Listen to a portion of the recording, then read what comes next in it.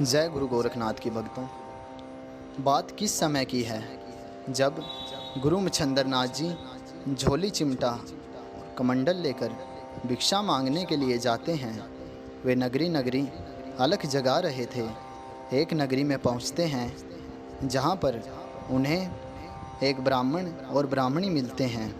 ब्राह्मण जिनका नाम सूर्य दलाल था, ब्राह्मणी जिनका नाम सरस्वती था। वे दोनों इसी नगरी में रहने वाले थे। गुरु मच्छंदर नाथ जी उनके घर के बाहर अलख जगा देते हैं।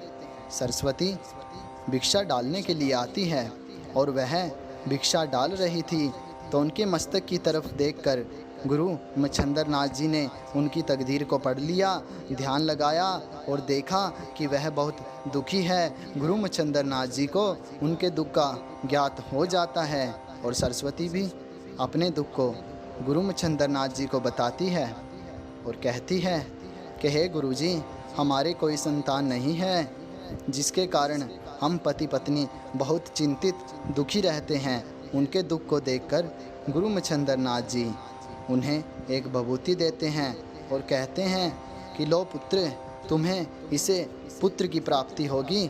और सरस्वती को भभूति देकर नाथ जी तो आगे चले जाते हैं और सरस्वती बहुत खुश होती है कि अब वे बांझ नहीं रहेगी। और ये सब वृतांत जब वे अपने पड़ोसन को बताती है कि ऐसे करके एक नाथ जी आए थे और मुझे भभूति देकर गए हैं और अब मुझे इससे पुत्र की प्राप्ति होगी, तो पड़ोसन कहती है कि अगर भभूति से बच्चे पैदा होंगे तो संसार में कोई भी बांझ नहीं रहेगी। और अब वह पड़ोसन की बातों में आ जाती है और सरस्वती उससे कहती है कि ये जो भभूति नाथ जी देकर गए हैं, इसका मैं क्या करूं? उसके कहने पर वे इस भभूति को गोबर के एक ढेर में फेंक देती है और चमत्कारी भभूति कुछ समय पश्चात अपना कार्य करना आरंभ कर देती है। भक्तों, समय चलायमान है।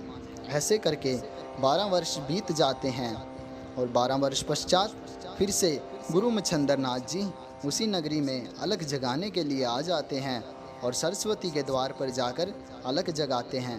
पहले तो सरस्वती उन्हें पहचान नहीं रही थी और फिर गुरु मच्छंदर नाथ जी के बताने पर कि कैसे वो 12 वर्ष पहले आए थे और उनको भभूति देकर गए थे और अब तो उनका पुत्र बहुत बड़ा हो गया होगा। क्या तुम अपने पुत्र के दर्शन हमें नहीं कराओगी?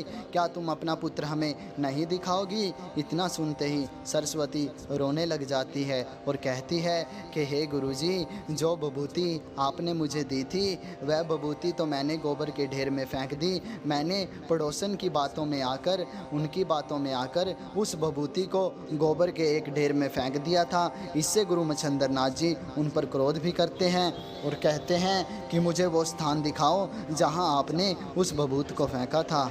और सरस्वती गुरु मच्छंदर नाथ जी को उस गोबर के ढेर के पास ले जाती है जहां पर उसने भभूति को फेंका था। लेकिन अब अंदाज़ा लगाना मुश्किल हो रहा था कि उस भभूति को सरस्वती ने कहां पर फेंका था, क्योंकि वहां पर बड़े बड़े गोबर के ढेर लग रहे थे और समय भी काफ़ी हो चला था। सरस्वती को मालूम नहीं था कि वो भभूति उन्होंने कहां पर फेंकी थी।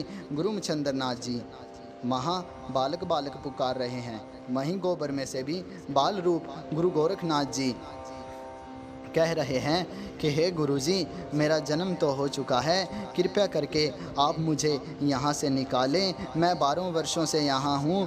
और गुरु मच्छंदर नाथ जी जो कि माया स्वरूपी हैं, माया रूपी हैं, अपनी माया के द्वारा अपनी माया से उस स्थान का पता लगाते हैं जहाँ पर बाल रूप गुरु गोरखनाथ जी हैं और वहाँ से उस गोबर के ढेर से उस गोबर के ढेर को वहाँ से हटाते हैं और उस बालक को वहाँ से निकालते हैं। उस बालक का मुख बड़ा ही तेजस्वी था, मानो शंकर भगवान यहाँ पर प्रकट हुए हों। और सत्य भी यही था, क्योंकि शिव और गोरक्ष में कोई अंतर नहीं है, वे स्वयं शंकर भगवान का ही रूप है। और नगरी के लोग नाथ जी की लीला देखकर हैरान थे। गोबर से जन्म होने के कारण इनका नाम गोरख रखा गया। कथाओं और गोरख पुराण के अनुसार इनका इसी तरह जन्म बताया जाता है।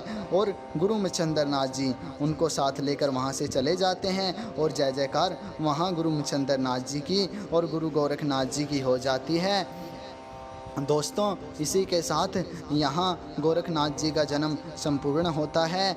बाकी की कथा अगले भाग में हम आपको सुनाएंगे। हमारे द्वारा इसमें कुछ भी नहीं लिखा गया, ये सब पुराने भजनों और कथाओं में से लिए गए शब्द हैं। कृपया अगर हमसे कोई गलती हुई हो तो माफ़ करना। बाकी आगे की कथा हम अगले भाग में आपको सुनाएंगे। जय बाबा गुरु गोरखनाथ की।